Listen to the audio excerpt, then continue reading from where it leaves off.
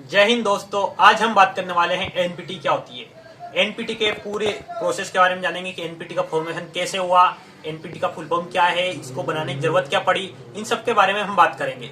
और बात करेंगे कि होमी जहांगीर बाबा इसके साथ कैसे रिलेटेड है, उनका जो मृत्यु हुई थी वो कैसे हुई थी, क्योंकि ये बहुत ही इंटरेस्टिंग टॉपिक है। और उनका जो मृत्यु हुई थी वो भी मतलब बहुत ही खतरनाक तरीके से उनका प्लान किया गया था उनकी मृत्यु का। तो हम इस सब के बारे में आज बात करेंगे। तो सबसे पहले हम बात करेंगे ईएनडीसी। ईएनडीसी क्या है? ईएनडीसी का फुल फॉर्म होता है 18 नेशन डिसार्टमेंट कमीशन, जो कि फॉर्म हुआ था 1965 में। इसमें 18 नेशंस थे, उसमें एक इंडिया भी इसका पार्ट था। तो 18 नेशंस थे, इन्होंने बोला था कि मतलब जो भी एनपीटी ईएनडीसी बना था, ये 18 नेशंस न्यूक्लियर पावर्स नहीं रख सकते, मतलब वो अपने मिलिट्री पर्पसेस के लिए न्यूक्लियर पावर्स का यूज नहीं कर सकते और ना ही न्यूक्लियर वेपन्स बना सकते हैं। ये था ईएनडीसी, जो कि बना था 1965 में। इसमें 8 थे जो नॉन अलाइंड थे, मतलब जो कोई भी सुपर पावर से अलाइज नहीं थे। 5 थे यूएस अलाइज और 5 थे जो रशिया से अलाइज थे। ऐसे हो गए 18।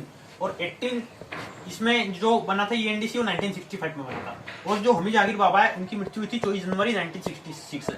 इसको हम आखिर में डिस्कस करेंगे ये क्या कहानी है। सबसे पहले बात करते हैं हम एनपीटी के बारे में। जो एनपीटी थी वो फॉलोड हुई थी ईएनडीसी से 1967 में, मतलब जो एनपीटी थी बनी थी वो 1967 में बनी थी। एनपीटी का फुल फॉर्म होता है न्यूक्लियर नॉन प्रोलिफरेशन ट्रीटी, मतलब न्यूक्लियर का कोई भी विस्तार नहीं करना, प्रोलिफरेशन नहीं करना, एक संधि ट्रीटी थी। इसमें जो एनपीटी बनी थी उसमें बोला गया था कि जिन नेशंस ने 1 जनवरी 1967 के पहले न्यूक्लियर टेस्ट कर रखा है उनको बोलेंगे न्यूक्लियर वेपन स्टेट्स, और जिन्होंने नहीं कर रखा उनको बोलेंगे नॉन न्यूक्लियर वेपन स्टेट्स। तो जिन्होंने न्यूक्लियर वेपन का टेस्ट कर रखा था अगर वो भी देश इसको साइन कर देते हैं एनपीटी को, उनको न्यूक्लियर वेपन स्टेट्स बोलेंगे। और जो जिन्होंने पहले नहीं करा 1 जनवरी 1967 के, उनको नॉन न्यूक्लियर वेपन स्टेट्स बोलेंगे। तो इसमें एक बहुत बड़ी खामी थी, अगर किसी ने पहले टेस्ट कर रखा और एनपीटी भी साइन कर रखी है तो वो न्यूक्लियर वेपन स्टेट्स और एनपीटी भी साइन कर रखी है, तो जरूरी नहीं है कि उसका डिसार्टमेंट कर दे, मतलब उसको खत्म कर दे। इसमें एनपीटी ने बोला था कि 25 साल बाद हम वापस देखेंगे कि किसने क्या डिसार्टमेंट किया, लेकिन कोई कंफर्म नहीं था। और उसके बाद में और ये भी था कि जो न्यूक्लियर वेपन स्टेट्स है धीरे धीरे अपने वेपन्स को खत्म कर देंगे, अपने न्यूक्लियर वेपन्स को, लेकिन ऐसा जरूरी नहीं था। तो उसके बाद में जब एनपीटी में साइन करने के लिए ओपन हुआ फोर्सफुली तो 1969 से 1970 में, तो इंडिया ने इसका पार्ट नहीं लिया एनपीटी में, क्योंकि इंडिया के साइड में 2 बहुत ही पावरफुल न्यूक्लियर वेपन स्टेट्स है, एक तो चाइना और एक पाकिस्तान। तो अगर इंडिया के पास अगर न्यूक्लियर वेपन्स नहीं होंगे तो वो ब्लैकमेल कर सकते हैं इंडिया को, किसके लिए कि हमारे पास न्यूक्लियर वेपन से हम हमला कर सकते हो। न्यूक्लियर वेपन्स परमाणु बम बहुत घातक होते हैं, तो आपको पता ही होगा। तो इसलिए इंडिया ने एनपीटी पे साइन नहीं किया। और उसके बाद जब एनपीटी पे साइन करने के नहीं किया तो इसके बारे में पूछा था क्यों नहीं किया, तो उसने बताया तो इसमें कोई डिस्क्रिमिनेटरी पॉलिसी है कि कुछ के पास तो न्यूक्लियर वेपन्स होंगे और कुछ के पास नहीं होंगे, क्योंकि जो सुपर पावर्स थे उनके पास तो पहले से ही न्यूक्लियर वेपन्स थे, इसलिए। और दूसरा कारण था कि जो 25 साल में इसको कब वापस विश्लेषण होगा, क्या हुआ क्या नहीं हुआ, तो इसमें बहुत लंबा टाइम है। और जो न्यूक्लियर वेपन स्टेट है जरूरी नहीं है कि वो अपने न्यूक्लियर वेपन्स डिस्ट्रॉय कर दे, इसलिए भारत ने एनपीटी साइन नहीं करी। और साथ में जब 1965 में ईएनडीसी बना था तो हमें अपने इंडिया ने कहा था कि जो कोई नॉन न्यूक्लियर वेपन स्टेट्स है वो क्या पता कि अपने मतलब किसी को बिना बताए अपने मिलिट्री पर्पसेस के लिए यूज कर ले, अपनी सेफ्टी के लिए।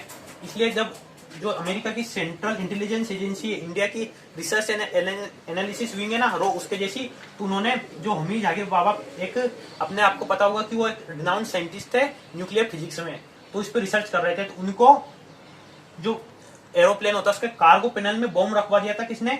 सेंट्रल इंटेलिजेंस एजेंसी, जो की है अमेरिका की। उसने कार्गो पैनल होता प्लेन का, उसमें बॉम्ब रखवा दिया था 24 जनवरी 1966 को, जब होमी जहांगीर बाबा क्या बोलते हैं मुंबई टू न्यूयॉर्क फ्लाइट थी, उसमें ट्रेवल कर रहे थे वियना के लिए, तो उसमें बॉम्ब रखवा दिया था। तो वो बॉम्ब हवा में ब्लास्ट हो गया था और वो गिर गया था, जिससे उनकी मृत्यु हो गई थी। इसका खुलासा बाद में जो इंडिया की एजेंसी है रो, उसने खुलासा किया था इसका। और जब फिर अब बात करते हैं इंडिया न्यूक्लियर वेपन स्टेट्स कैसे बना। जब 1971 वार हुआ, आपको दोस्तों पता होगा कि 1971 वार इंडिया और पाकिस्तान के बीच हुआ था। इसमें क्या बोलते हैं ईस्ट पाकिस्तान में हुआ था। जो ईस्ट पाकिस्तान कौन है? वो है बांग्लादेश। जब पहले दोनों साइड इंडिया के इधर भी पाकिस्तान था और इधर भी पाकिस्तान था। जो बांग्लादेश देखते ना आप मैप में, पहले वो भी पाकिस्तान था, यानी कि इंडिया के दोनों साइड पाकिस्तान था। तो जब 1971 वार हुआ ना, जो बांग्लादेश जो ईस्ट पाकिस्तान है उसके बीच में, तो जब अमेरिका ने पाकिस्तान की मदद करने के लिए एक न्यूक्लियर वेपन से लेस एक पनडुब्बी भेजी थी। तो उसमें बताया गया था कि अगर ये पनडुब्बी भारत के खिलाफ भी यूज कर सकता है, मतलब अमेरिका पाकिस्तान के साथ में।